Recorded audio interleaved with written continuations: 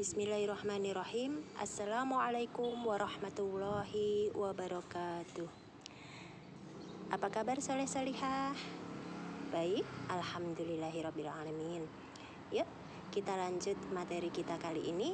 Kita masih di tema 1, tapi sekarang memasuki subtema 4, yaitu pertumbuhan dan perkembangan tumbuhan.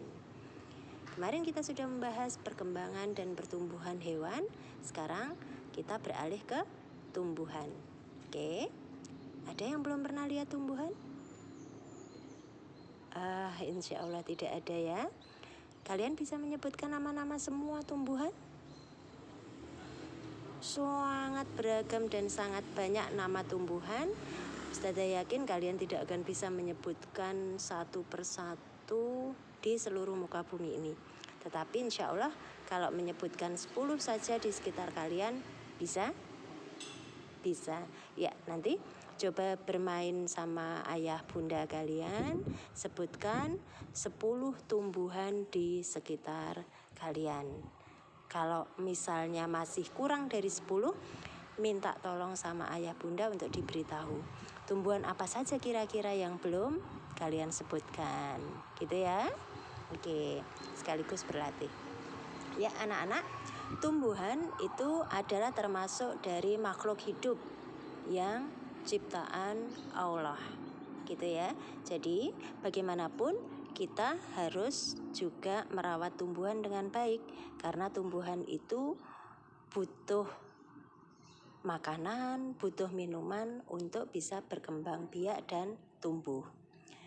Kalau kita merawat tumbuhan dengan baik, dengan cara menyiraminya, memberi pupuk, itu juga perwujudan kita, kasih sayang kita kepada makhluk ciptaan Allah Subhanahu wa Ta'ala.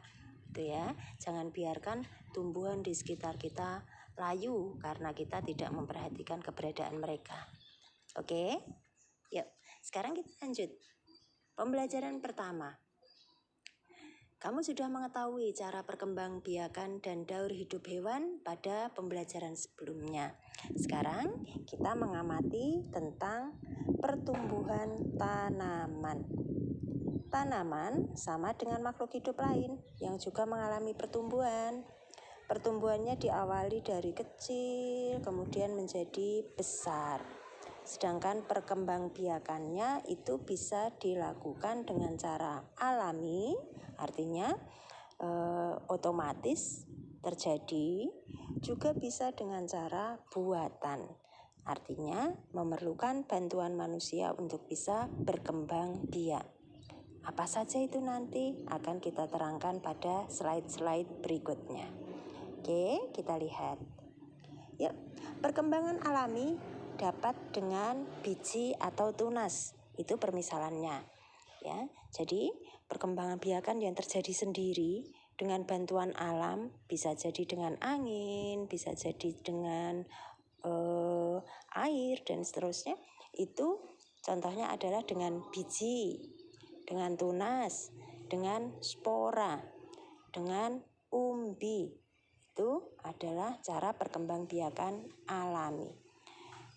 Apa saja tumbuhan yang mengalami perkembangbiakan alami?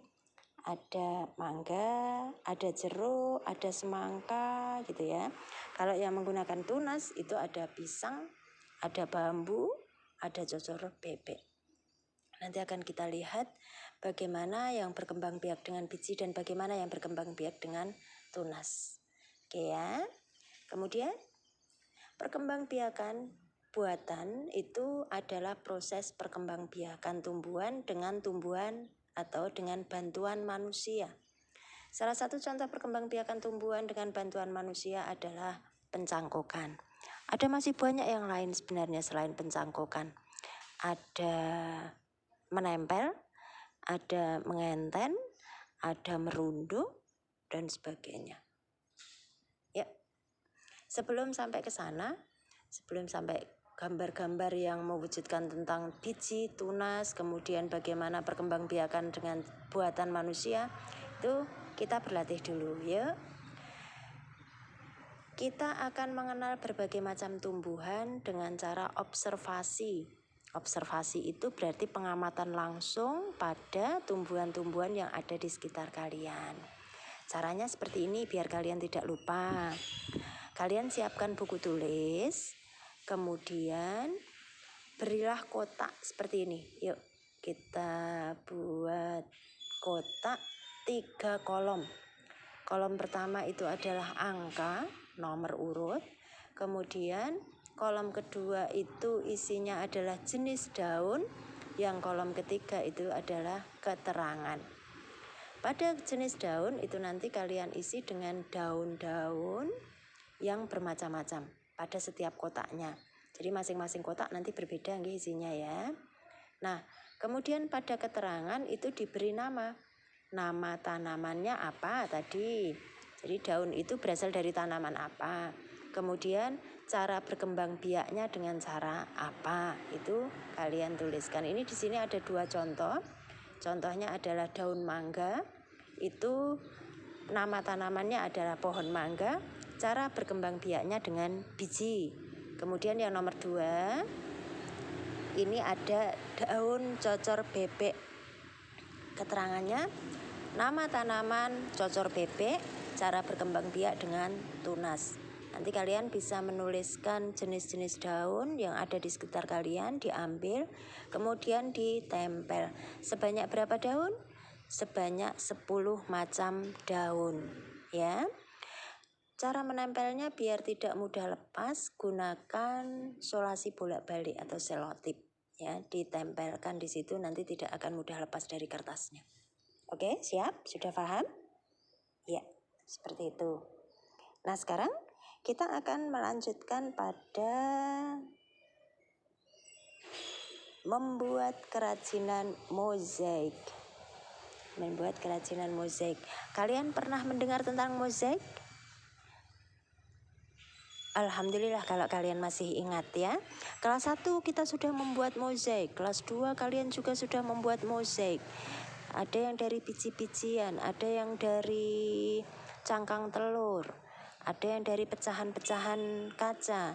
Nah, ternyata mozaik itu juga bisa dibuat dari daun-daun kering, helai daun kering yang digunting dengan menggunakan gunting atau juga bisa dirobek dengan menggunakan tangan, kemudian ditempelkan pada gambar yang sudah lebih dahulu kita siapkan.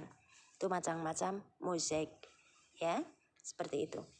Ini cukup dibaca dan diketahui saja bagaimana cara membuat mozaik dari helai daun kering. Contohnya adalah seperti ini. Caranya mengambil beberapa helai daun kering, kemudian merobek daun kering menggunakan tangan atau gunting, kemudian menempelkan daun tersebut pada gambar yang sudah disiapkan. Gitu ya, langkah-langkah membuat mozaik dari daun kering.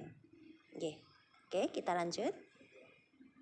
Sekarang memasuki pembelajaran kedua. Nah, ini perkembangbiakan tumbuhan dengan biji. Masih ingat di depan tadi? Tumbuhan berkembang biak dengan biji itu tumbuhan apa saja? Ada jambu, ada jeruk, ada apa lagi? Mangga. Ya, ada mangga. Nah, bagaimana caranya? Ternyata tumbuhan-tumbuhan yang sudah dewasa itu biasanya akan berbunga, juga menghasilkan buah. Nah, dari buah itu nanti akan terdapat biji. Biji itu bisa digunakan sebagai salah satu untuk mengembangbiakkan tumbuhan tadi. Contohnya, kalau kalian memakan mangga, di dalamnya ada biji ya. Kalau kalian menyebutnya apa? Pelok gitu ya. Nah, biji mangga itu kalau misalnya kita tanam, maka nanti akan tumbuh menjadi calon tumbuhan baru. Kemudian nanti lama-lama akan tumbuh daun-daun, kayunya akan semakin kuat dan akan menjadi tumbuhan dewasa, berbunga, menghasilkan buah lagi, kemudian terdapat biji lagi, bijinya bisa ditanam lagi dan seterusnya seperti itu. Nah, perputaran tahapan perkembangan tersebut membentuk sebuah siklus atau daur hidup. Apa nak? Siklus atau daur hidup.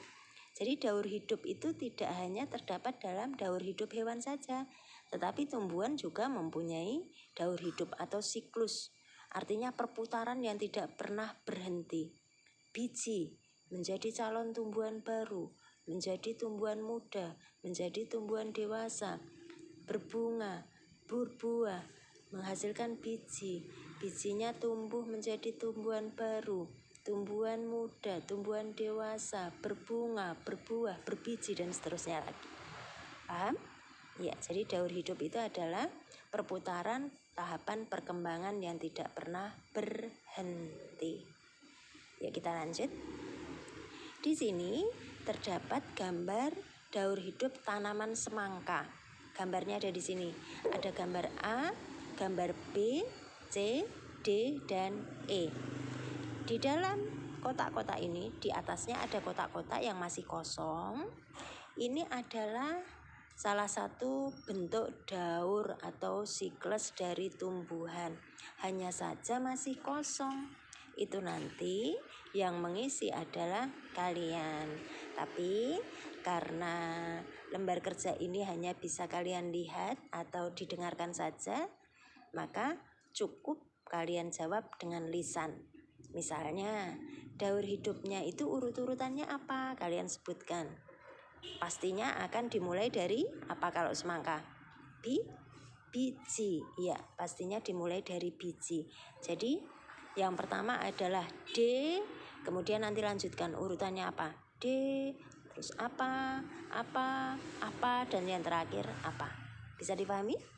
Nanti kalau kalian belum yakin dengan jawaban, maka boleh bertanya sama Us. Semangat. Ya. Tadi dengan biji sudah. Sekarang perkembangbiakan tumbuhan dengan apa? Tunas. Contohnya ini.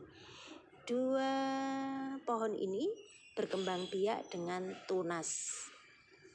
Daun cocor bebek itu tunasnya ada di daun. Ini dilihat. Daunnya hijau, kemudian ada putih-putihnya sedikit. Itu adalah tunasnya. Kemudian ini ada pohon pisang, tunasnya ada di sebelah pohon induk atau tumbuhan induknya. Itu nanti sudah bisa dikembangbiakkan. Diambil, kemudian ditanam di tempat yang lain. Daun cocor bebek kalau sudah ada tunasnya seperti ini, daunnya bisa kalian potong, kemudian kalian taruh di tempat lain, itu nanti sudah tumbuh menjadi tumbuhan yang baru. Mudah bukan? Kalau kalian ingin mengembangbiakan tumbuhan, silakan dicoba daun cocor bebek sama pohon pisang. Nanti akan dilihat tunasnya seperti apa. Oke, masih ada satu lagi tumbuhan yang berkembang biak dengan tunas. Apa tadi? Tadi di depan sudah disebutkan, contohnya adalah bambu. Ya, jadi ini bambu ini termasuk salah satu pohon yang berkembang biak dengan cara tunas. Paham ya anak-anak ya? Oke, sekarang kita akan melihat tentang permainan lompat bambu. Ada yang sudah pernah melihat permainan lompat bambu seperti ini? Belum? Iya, ini sering dilakukan oleh anak-anak pramuka yang berkemah karena permainan ini sangat mengasihkan, tetapi memang membutuhkan keterampilan khusus, keterampilan tertentu ya. Coba kita lihat urutan-urutan permainannya. Biasanya ini akan dilakukan secara berkelompok, sekitar 4 atau 5 orang. Seorang pemain akan bertugas untuk melompat. 4 pemain lainnya bertugas untuk memegang bambu. Setiap pasangan pemenang berhadap-hadapan. Jadi setiap pasangan pemegang bambu itu berhadap-hadapan. Nih, lihat nih. Yang laki-laki dengan laki-laki, perempuan dengan perempuan saling berhadap-hadapan dan masing-masing memegang 2 buah bambu dan menggerakkan bambu secara bersama-sama. Kekompakan untuk saling menutup ataupun membuka, menutup ataupun membuka, dan seterusnya. Gerakan bambu dengan buka dan tutup secara bergantian dengan hentakan masing-masing 2 kali hentakan. Krek, krek, crek, crek, seperti itu ya. Nah, pemain yang tengah itu bertugas untuk melompati bambu-bambu tersebut dengan sangat hati-hati agar tidak sampai kejepit bambu. Ya, jadi kalau kalian terlambat untuk melompat, maka nanti ketika pemegang bambu itu menutup bambunya, maka kalian bisa terjepit kakinya, ya. Maka ini memang diperlukan kerjasama yang sangat luar biasa untuk bisa melakukan permainan lompat bambu ini. Oke. Dari permainan berlompat bambu memerlukan kerjasama yang baik antara sesama pemegang bambu maupun pemainnya. Jika tidak ada kerjasama, akan membahayakan pemain dan pemegang bambu. Tangan pemegang bambu bisa terjepit jika tidak bekerja sama dengan baik. Kaki yang melompat pemain akan juga tersangkut dan terjepit bambu jika tidak ada kerjasama yang baik. Selain kerjasama, konsentrasi pemain juga sangat penting saat bermain lompat bambu. Jika tidak berkonsentrasi, maka akan membahayakan seluruh pemain. Itulah pentingnya kerjasama dan konsentrasi dalam permainan ini. Oke, selanjutnya anak-anak, kita memasuki pembelajaran ketiga. Tadi tentang tumbuhan yang berkembang biak dengan biji sudah, yang berkembang biak dengan tunas sudah. Sekarang kita bicara tentang bunga. Ada yang suka bunga? Iya, perempuan-perempuan. Nih, cewek-ceweknya ini biasanya suka bunga ya, suka membau-bau bunga. Oke, memang bunga itu bermacam-macam warna, bermacam-macam aroma, dan indah sedap dipandang, gitu ya. Makanya bunga itu biasanya dipakai sebagai refleksi dari sebuah negara. Di sini pun diceritakan tentang bunga nasional Indonesia. Yuk kita baca bersama. Beberapa negara memiliki bunga nasional. Bunga nasional adalah bunga yang dapat mewakili karakteristik sebuah bangsa dan negara. Karakteristik itu apa?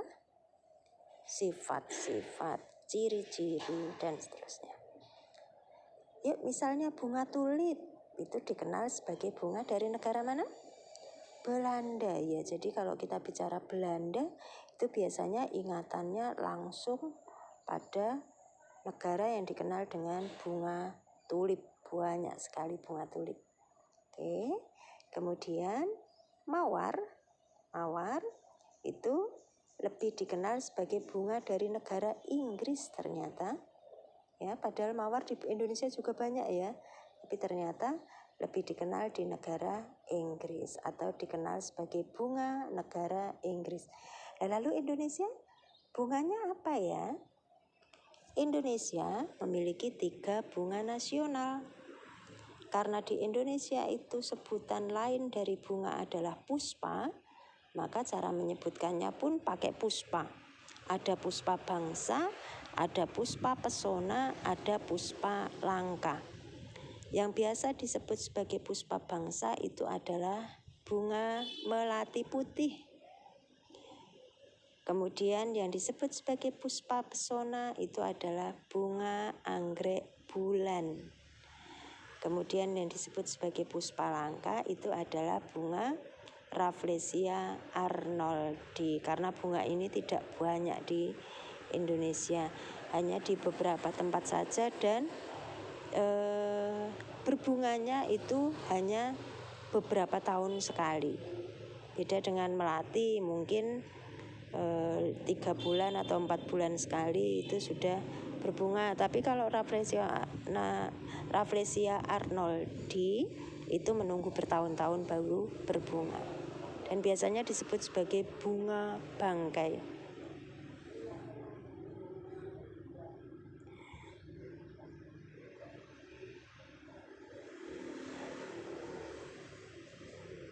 Oke, bunga yang berwarna-warni dapat menjadi ide dalam membuat karya.